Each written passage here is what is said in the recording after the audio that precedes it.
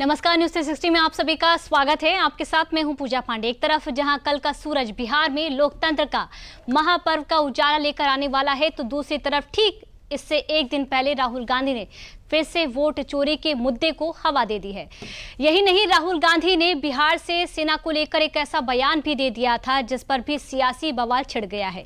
वहीं बिहार के सियासी गलियारों में सीएम योगी की आवाज अभी भी गूंज रही है, जबकि इधर यूपी में सीएम योगी के काम बुलंद हो रहा है। आज लखनऊ में सीएम योगी ने गरीबों को उन फ्लैट्स की चाबी सौंपी जो आम लोगों के लिए कभी सपना हुआ करती थी। इसके अलावा न्यूज 360 में यूपी की महिलाओं से जुड़ी भी खबर है। इसके साथ ही देश दुनिया की बड़ी खबरों को जानने के लिए अगले 45 मिनट हमारे साथ बने रहेगा। लेकिन शुरुआत करेंगे आज की बड़ी सियासी खबर के साथ। वोट चोरी पर राहुल गांधी की प्रेस कॉन्फ्रेंस के बाद भारतीय जनता पार्टी की भी प्रेस कॉन्फ्रेंस आज हुई है। इस प्रेस कॉन्फ्रेंस में क्या कुछ खास रहा है, इस रिपोर्ट के जरिए जान लेते हैं। मेरा गांव धर्मपुर है सर, इस्लाम नगर ब्लॉक से। हमारे साथ में ऐसा सरकार कर रहे हैं जो कि कहने लायक नहीं है। पूरे परिवार का वोटर लिस्ट से नाम हटा दिया गया। बिहार में पहली चरण की वोटिंग से ठीक एक दिन पहले राहुल गांधी ने एक बार फिर से वोट चोरी के मुद्दे को हवा देने वाली प्रेस कॉन्फ्रेंस कर दी। ये वो लोग हैं जिनको मंच पर बुलाकर राहुल गांधी ने दावा किया कि बिहार में वोट चोरी हुई है। जो वोट चोरी का मामला है, ये सेंट्रलाइज्ड मामला है और ये सिर्फ एक कंस्टिट्यूएंसी में नहीं हो रहा है, एक डिस्ट्रिक्ट में नहीं हो रहा है, मगर ये नेशनल लेवल और स्टेट लेवल पे हो रहा है। तो हमने इन्वेस्टिगेशन शुरू किया, पता लगाने कि क्या हो रहा है। राहुल गांधी ने बुधवार को एच फाइल्स के नाम से दिल्ली में प्रेस कॉन्फ्रेंस की और बिहार के अलावा आरोप लगाया कि हरियाणा के चुनाव में कांग्रेस विधानसभा चुनाव जीत रही थी, लेकिन धांधली के कारण हार गई। हरियाणा पे हमने फोकस किया क्योंकि एग्जिट पोल्स दिखा रहे थे कि कांग्रेस पार्टी हरियाणा को स्वीप कर रही है। ये देखिए, 5 एग्जिट पोल्स हैं। एग्जिट पोल सबसे एक्यूरेट होता है, ओपिनियन पोल से एक्यूरेट एग्जिट पोल होता है। ओपिनियन पोल्स भी कह रहे थे कांग्रेस स्वीप करेगी, एग्जिट पोल्स भी कह रहे थे, हमारा डेटा कह रहा था, हमारी पार्टी कह रही थी, बीजेपी के लोग भी हमें बता रहे थे कि देखिए आप इस बार हरियाणा में सरकार बनाएंगे। दूसरी बात, पहली बार हुआ कि पोस्टल बैलेट्स और स्टेट का जो नतीजा था वो अलग थे। कांग्रेस पोस्टल बैलेट्स को स्वीप करती है, ओपिनियन पोल्स में आगे, एग्जिट पोल्स में आगे, और फिर नतीजा बिल्कुल दूसरा आता है। एक प्लान जिससे कांग्रेस की जो विक्ट्री थी, लैंडस्लाइड जो विक्ट्री होनी थी, वो लॉस में, हार में बदली जाए। राहुल गांधी के इन आरोपों के बाद बीजेपी की तरफ से केंद्रीय मंत्री किरण रिजिजू ने भी प्रेस कॉन्फ्रेंस की और राहुल गांधी ने जो एग्जिट पोल्स का हवाला देते हुए धांधली का आरोप लगाया, उसको उन्होंने खारिज कर दिया। उन्होंने हरियाणा चुनाव को लेकर के ये कहा कि एग्जिट पोल में कांग्रेस पार्टी जीत रहे थे। अरे एग्जिट पोल, ओपिनियन पोल में हमेशा आप डाउन हुए हैं। हम लोग 2004 में पक्का जीत गया ऐसा हम मान रहे थे, और एग्जिट पोल, ओपिनियन पोल पूरा बीजेपी एनडीए को क्लियर कट जिता रहे थे। लेकिन जब काउंटिंग हुआ तो हम हार गए। तो उस समय हमने तो रोना धोना नहीं किया, हमने इलेक्शन कमीशन को गाली नहीं दिया, हमने माना और हमने कांग्रेस और उनके जो यूपीए गठबंधन को हमने बधाइयाँ दी। हमारा एक्सपेक्टेशन का हिसाब से हमको नतीजा नहीं मिला, फिर भी लोकतंत्र में पराजित हो या जीत हो, उसको स्वीकार करना पड़ेगा। ये लोकतंत्र का नियम है। और उसके बाद 2 बार यूपीए सरकार ने 10 साल चलाया। हमने इलेक्शन कमीशन को गाली नहीं दिया, हमने ओपिनियन पोल को गाली नहीं दिया, एग्जिट पोल को हमने कभी गाली नहीं दिया। लेकिन उन्होंने उस समय जब एग्जिट पोल उनका फेवर में गया तो बोलता है बहुत अच्छा, जब विरोध जाता है तो वो मीडिया को गाली देते हैं। ये खेल तो बराबर। हरियाणा में चुनाव चल रहा था, उनके वरिष्ठ नेता कुमारी शैलजा ने उसी समय कहा कि हरियाणा में कांग्रेस जीत नहीं पाएंगे क्योंकि हरियाणा के कांग्रेस नेता ही हराना चाहते हैं। अभी 3 दिन पहले उनके एक फॉर्मर मिनिस्टर ने कांग्रेस से इस्तीफा दिया और ये भी कहा कि कांग्रेस हरियाणा में इसलिए हारा कि कांग्रेस के नेता ही काम नहीं कर रहे थे और खुद ही हरा रहे हैं। और फिर कांग्रेस के जो वहां के प्रदेश अध्यक्ष, उनका नाम है राव नरेंद्र सिंह, उन्होंने कहा कि वहां तालमेल ही नहीं है ग्रास रूट में कांग्रेस पार्टी का, कैसे जीत सकते हैं। राहुल गांधी ने एक और दावा किया कि एक ब्राजीली मॉडल की फोटो का इस्तेमाल कर हरियाणा चुनाव में अलग अलग नाम से 10 बूथों पर 22 बार वोट डाले गए और हरियाणा में करीब 25 लाख वोटों की चोरी हुई है। Who is this lady? How old is she? Which state does she come from? What's her name? Can anyone try? Where is she from? Try. Give me some guesses. कहाँ की लगती हैं? Anybody? Goa? She votes 22 times in Haryana.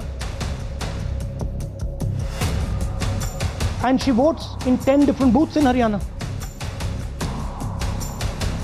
And she's got multiple names. Seema, Sweetie, Saraswati, Rashmi.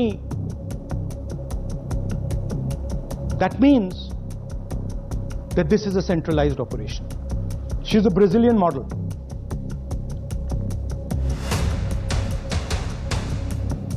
That's a stock photograph. And she's one of 25 lakh such records in Haryana. हालांकि राहुल गांधी ने Brazilian model का नाम नहीं बताया, पर दावा है कि इसकी तस्वीर फोटोग्राफर मैथियस फेरेरो ने free stock image platform unsplash.com पर अपलोड की थी। राहुल ने यह तस्वीर यहीं से निकाली है। वहीं बीजेपी का कहना है कि अगर राहुल गांधी सही हैं, तो अदालत और चुनाव आयोग क्यों नहीं जा रहे हैं। अगर गड़बड़ी हुआ, कोई अधिकारी ने गड़बड़ किया तो अदालत जाएंगे। तो अदालत में कभी कभी हुआ है, चुनाव को रद्द भी कराया है, न्याय देता है।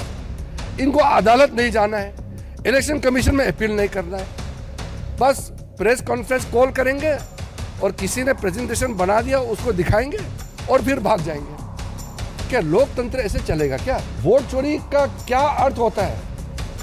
खुद को इतने साल उनके परिवार इस देश को चलाया, तो क्या वोट चोरी से ही चलाया था क्या? कोई इस तरह कंसेप्ट नहीं है। ये उनको आइडिया कोई देश से बाहर बैठ करके ये उसको पॉइंट्स देते हैं, आइडिया देते हैं, हमारा देश को बदनाम करने के लिए उसको फीड करते हैं और उसको लाउड स्पीकर की तरह वो यहाँ बजा बजा के बोल रहे हैं। ऐसा कोई चीज़ है ही नहीं। हम तो लोकतंत्र में और लोकतांत्रिक व्यवस्था में विश्वास करने वाले लोग हैं। हम लोग मामूली मेहनत करते हैं क्या? आज मैं मंत्री हूँ। फ्रेंड्स को बीजेपी ने काउंटर कर दिया है। जो हाइड्रोजन बॉम्ब फोड़ने की बात राहुल गांधी कह रहे थे, बीजेपी ने उसे बेकार करार दिया है। राहुल गांधी को बीजेपी ने सिर्फ वोट चोरी के मुद्दे पर ही नहीं घेरा, बल्कि बिहार में प्रचार के दौरान राहुल गांधी ने सेना पर एक ऐसा बयान दिया था जिस पर वो फिर से घिर गए हैं। क्या है पूरी खबर, इस रिपोर्ट में देखिए। हमारे सेना के जवानों का एक ही धर्म होता है, वह धर्म है सैन्य धर्म। इसके अतिरिक्त और कोई दूसरा धर्म नहीं होता। इनका अपमान करने की सौगंध राहुल गांधी ने क्यों खाई है? विपक्ष ऐसा काम क्यों करता है? ये आदमी बेसिकली इतना डिवाइसिव हो चुका है, इतना नेगेटिव हो चुका है, ये आदमी देश की सुरक्षा के लिए खतरा है। कम से कम भारतीय सेना को तो बख्श देना चाहिए था। देखिए, राहुल गांधी अर्बन नक्सल की तरह बयानबाजी कर रहे हैं। राहुल गांधी पर चौतरफा हो रहे इस हमले के पीछे का कारण खुद उन्हीं की बयानबाजी है। बिहार की जमीन से राहुल गांधी के एक बयान ने मंगलवार को ऐसी सियासी आग लगाई कि इसकी आंच बुधवार को देश की राजधानी तक यानी दिल्ली तक पहुंच गई और बिहार में इसके खिलाफत में बयार शुरू हो गई। अब आगे बढ़ने से पहले आप खुद राहुल गांधी का बयान सुन लीजिए। 90% लोग समाज के अति पिछड़ा दलित आदिवासी से आते हैं, मगर अगर आप देश को देखें, और मैं 2-3 उदाहरण देता हूं। अगर आप हिंदुस्तान के सबसे बड़ी कंपनियों को देखें, कॉर्पोरेट इंडिया को देखें, अदानी अंबानी जैसी कंपनियां जो हैं, 500 सबसे बड़ी कंपनी की आप लिस्ट निकालिए और इसमें पिछड़ा, अति पिछड़ा, दलित, महादलित, अल्पसंख्यक, आदिवासी को ढूंढ के निकाल दीजिए, आपको कोई नहीं मिलेगा। सारे के सारे 10% आबादी में से आते हैं। ब्यूरोक्रेसी में उनको जगह मिलती है। आप जुडिशरी देखिए, वहां भी उनको सब मिलता है। सेना में उनका कंट्रोल है। दरअसल मंगलवार को बिहार चुनाव के पहले चरण के प्रचार का आखिरी दिन था और इसी दौरान राहुल गांधी ने औरंगाबाद जिले की कुटुंबा विधानसभा सीट पर एक चुनावी रैली के दौरान ये बयान दे दिया। लेकिन अब यही बयान उनके लिए मुसीबत का सबब बन चुका है, क्योंकि बीजेपी को घेरने के चक्कर में राहुल गांधी ने एक बार फिर से सेना को सियासत में खींचने की कोशिश कर डाली है और अब इस पर खुद रक्षा मंत्री राजनाथ सिंह ने पलटवार कर दिया है। ठीक है, अगड़ा करिए, पिछड़ा करिए, आरक्षण होना चाहिए। आरक्षण के पक्षधर हम भी हैं, हमारी पार्टी भी है, आरक्षण दिया भी है। जितने गरीब हैं सबको आरक्षण दिया, दूसरे वर्गों में भी जो गरीब हैं उनको भी आरक्षण दिया। लेकिन सेना के बारे में जाति पात के आधार पर, बहनों भाइयों, मैं समझता हूं कि चर्चा तक नहीं होनी चाहिए। हमारे सेना के जवानों का एक ही धर्म होता है, वह धर्म है सैन्य धर्म। इसके अतिरिक्त और कोई दूसरा धर्म नहीं होता। यह देश के हित में किसी भी सूरत में नहीं है। और मैं कांग्रेस के दोस्तों से कहना चाहता हूं, कम से कम हमारी सेना को राजनीति में मत घसीटिए। जब जब इस देश पर संकट आया है तो हमारे सेना के जवानों ने अपने शौर्य और पराक्रम का परिचय देकर भारत का मस्तक ऊंचा किया है। जाति, पंथ और मजहब की यह राजनीति ने देश का बहुत नुकसान किया है, बहुत नुकसान किया। और हम लोगों की सोच तो यह है कि समाज के सभी वर्गों का उत्थान होना चाहिए। हमने 2 राष्ट्रपति बनाए, एक दलित समुदाय से एक राष्ट्रपति हम लोगों ने बनाया और दूसरा यदि बनाया तो भारत के इतिहास में पहली बार बना है तो आदिवासी समुदाय से हम लोगों ने राष्ट्रपति बनाने का काम किया। हम समाज के सभी वर्गों को साथ लेकर चलना चाहते हैं। जाति, पंथ और मजहब के आधार पर हम कोई भेदभाव नहीं करना चाहते। राहुल गांधी पर बीजेपी का ये तीखा हमला इसलिए भी है क्योंकि ये पहली बार नहीं जब राहुल गांधी ने सेना को सियासत में खींचने की कोशिश की है। इससे पहले भी कई बार राहुल गांधी ने ऐसे विवादित बयान दिए हैं जिन्हें बीजेपी ने सेना का अपमान वाला माना है। हालांकि कांग्रेस राहुल गांधी के बचाव में उतर आई है, जबकि बीजेपी भी इस पर फ्रंट फुट से बैटिंग कर रही है। राहुल जी ने सही तो कहा। राहुल जी ने तो आंकड़े बताए हैं कि जो देश के अंदर आंकड़े, देश के जो संसाधन हैं, उन तमाम संसाधनों के ऊपर किसका कब्जा है? उन तमाम संसाधनों पर केवल 10% लोगों का ही कब्जा है। 10% लोग, चाहे वो कोई भी हो, 10% लोग राज करें, 90% गुलामी करें। इस दिशा की तरफ पूरी तरह से तेजी के साथ कदम बढ़ाती हुई ये भाजपा सरकार है। भाजपा सरकार की सारी नीतियां जो संविधान को खत्म करने की हैं, वो सिर्फ इसीलिए हैं कि बाबा साहेब के सपनों को चकनाचूर किया जा सके।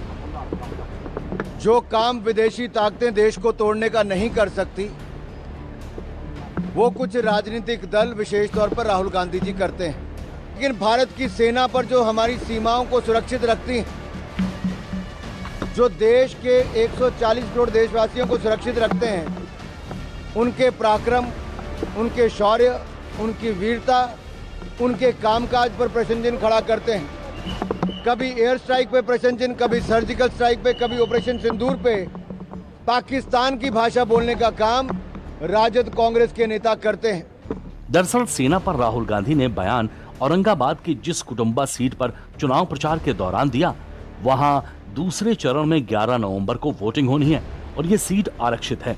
लिहाजा राहुल गांधी ने सियासी लाभ के इरादे से यहां आरक्षण का मुद्दा छेड़ दिया है ताकि कुटुंबा सीट पर बाहुल्य आबादी प्रभावित हो सके। लेकिन बोलते बोलते राहुल गांधी बीच में सेना को खींच लाए और अब इसी कारण से कांग्रेस सवालों के घेरे में घिर गई है। लिहाजा माना जा रहा है कि कांग्रेस को इससे नुकसान भी हो सकता है। दरअसल कुटुंबा विधानसभा सीट एससी के लिए आरक्षित है। 2011 की जनगणना के मुताबिक इस क्षेत्र की आबादी लगभग 3,81,912 थी। उस समय एससी आबादी लगभग 29.2% थी। बाकी 70% की आबादी अन्य जाति वर्गों जैसे ओबीसी, ईबीसी और जनरल थी। इस बार इस सीट से खुद बिहार कांग्रेस के अध्यक्ष राजेश राम मैदान में हैं। दूसरी तरफ कांग्रेस के सामने HAMS से लालन राम मैदान में हैं।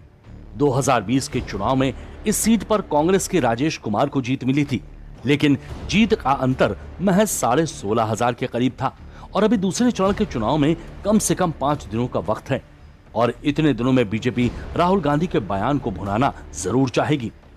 बीजेपी राहुल गांधी के बयान को जोर शोर से जनता के बीच उठा भी रही है। हालांकि जाति को लेकर ये राहुल गांधी का कोई पहला बयान नहीं है, लेकिन इस बार उन्होंने इसका जिक्र करने के लिए सेना का उदाहरण दिया है, जो एक बड़ा मुद्दा माना जा सकता है।